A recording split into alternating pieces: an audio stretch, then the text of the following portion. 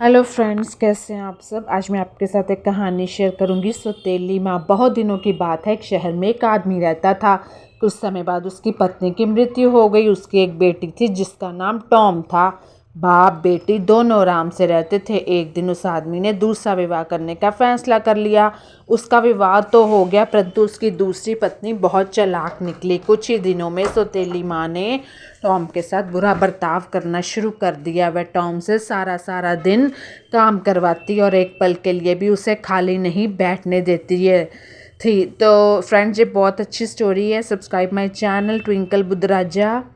इस पर भी कई बार वह टॉम को भोजन ना देती और वह बेचारी बिना कुछ बोले भूखी ही सो जाती। इधर टॉम की सौतेली माँ के यहाँ एक कन्या ने जन्म लिया। उसका नाम काम रखा गया। टॉम अपनी छोटी बहन से बहुत प्रेम करती थी, पर उसकी माँ को यह भी अच्छा नहीं लगता था। वह जब टॉम को अपनी लाडली बेटी काम के साथ बैठे देखती तभी गुस्से में आकर कहने लगती, जाओ यहाँ से, सुबह से यहाँ बैठी क्या कर रही हो, सारा दिन बैठी रहती हो, कोई काम धंधा नहीं करती हो, मेरे पे बोझ बनी रहती हो, सारा दिन खाती पीती रहती हो, काम धंधा है नहीं। कुछ दिनों बाद टॉम के पिता की भी मृत्यु हो गई।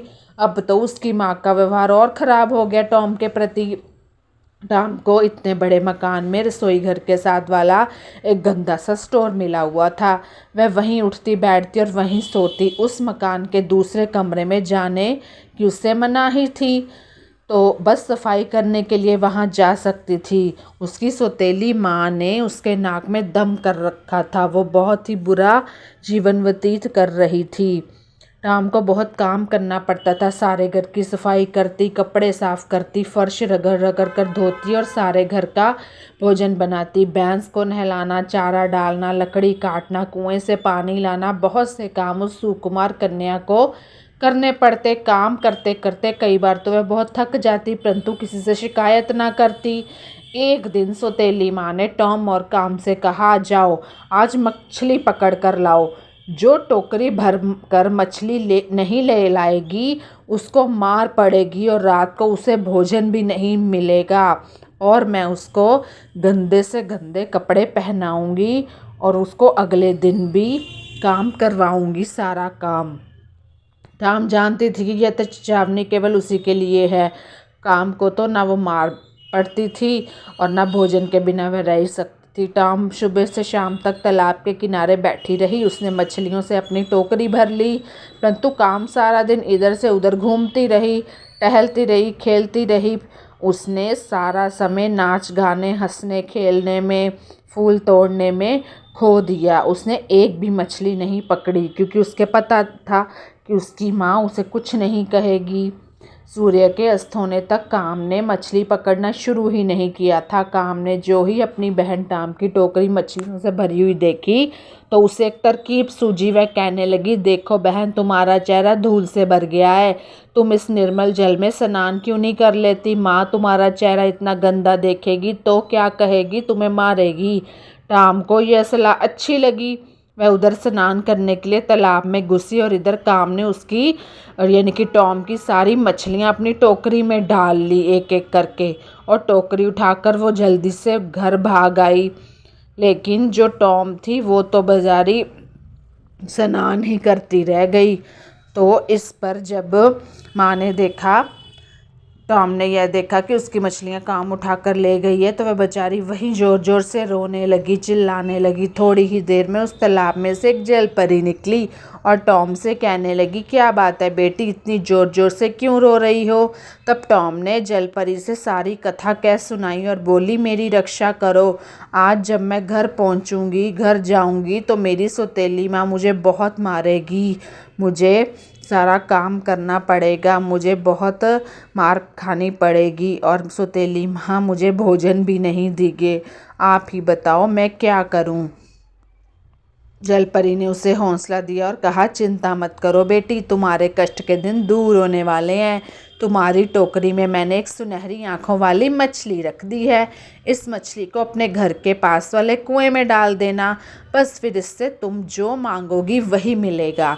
टॉम ने जलपरी को धन्यवाद दिया और घर जाकर उस मछली को अपने कुएं में छोड़ दिया।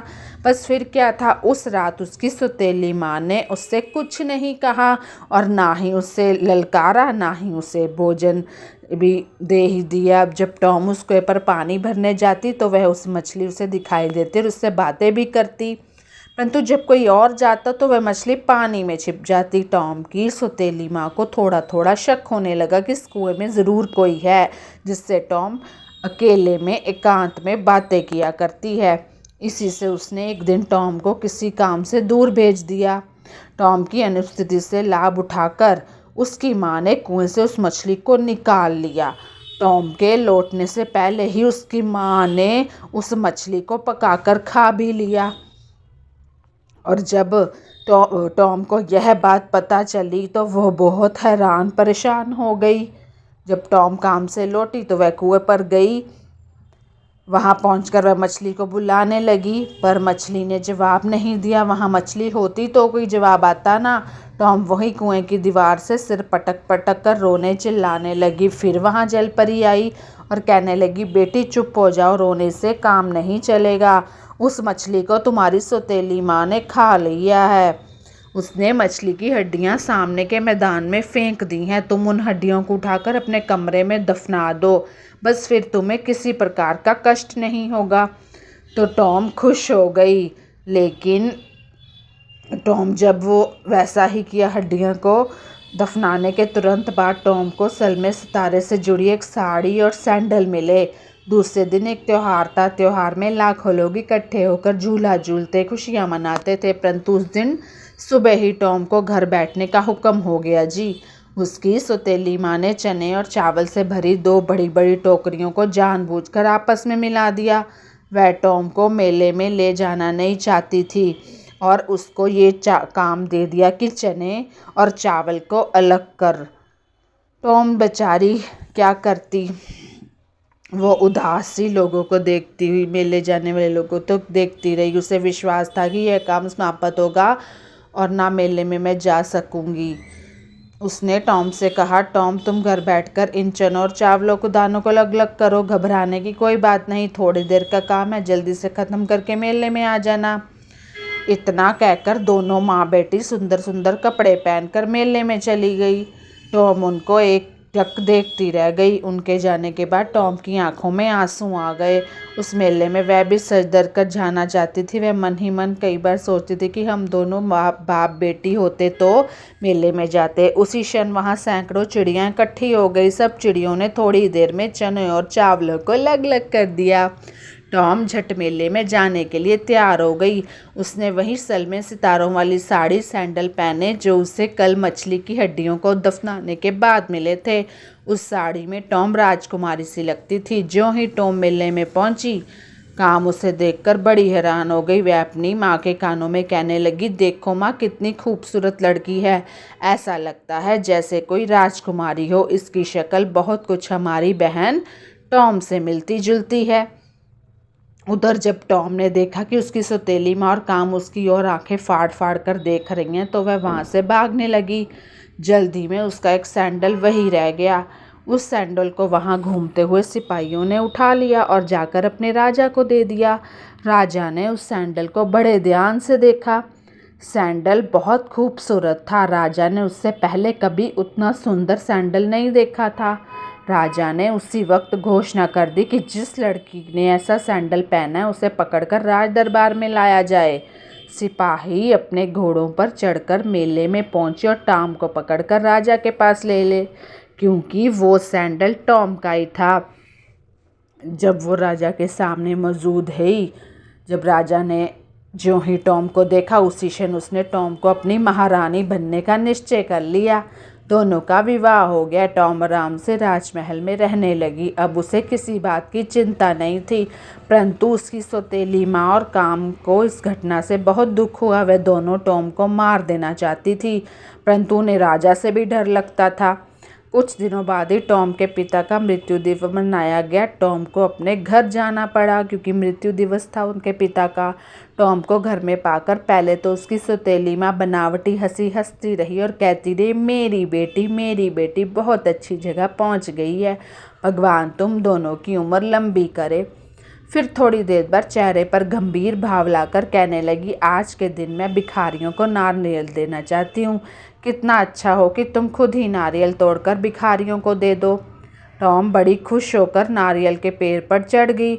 जैसे टॉम ऊपर पहुंचकर नारियल तोड़ने लगी, सौतेली माँ ने नीचे से वृक्ष काट दिया ताकि टॉम गिर जाए और मर जाए।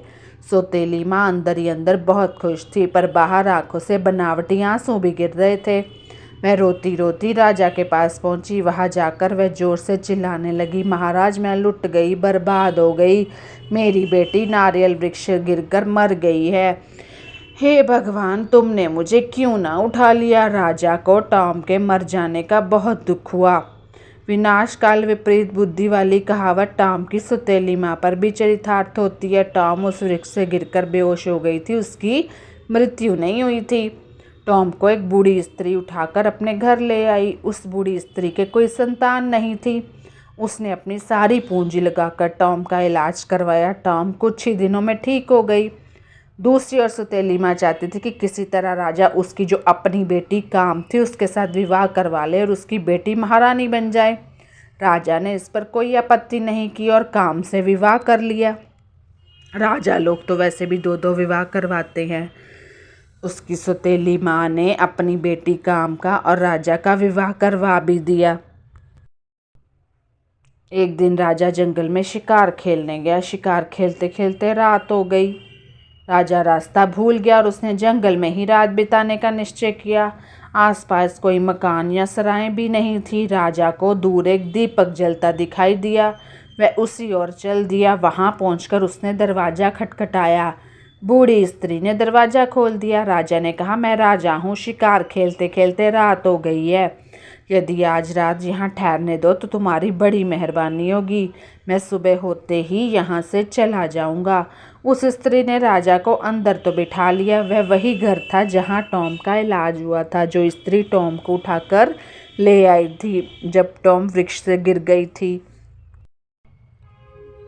उस स्त्री ने राजा को भोजन खिलाया। भोजन बड़ा स्वादिष्ट और उसमें भी केवल वही पदार्थ बनाए गए थे, राजा को बहुत अच्छे लगते थे। राजा ने उस स्त्री से पूछा, माता जी यह भोजन किसने बनाया है? तो मेरी बेटी ने, उस स्त्री ने जवाब दिया। कहाँ है तुम्हारी बेटी? राजा ने पूछा। बूढ़ी स्त्री ने टॉम को राजा के सामने खड़ा कर दिया और कहा, यह रही मेरी बेटी। राजा टॉम को दोबारा पाकर बहुत खुश हुआ। टॉम ने सारी बात राजा से कह सुनाई। राजा ने काम और उसकी माँ को जेल खाने में डाल दिया। अब उसकी सौतेली माँ और काम को मालूम हो गया कि भगवान के घर देर हो सकती है, अंधेर नहीं। तो फ्रेंड्स बताना मुझे ये कैसी लगी आपको मेरी वीडियो।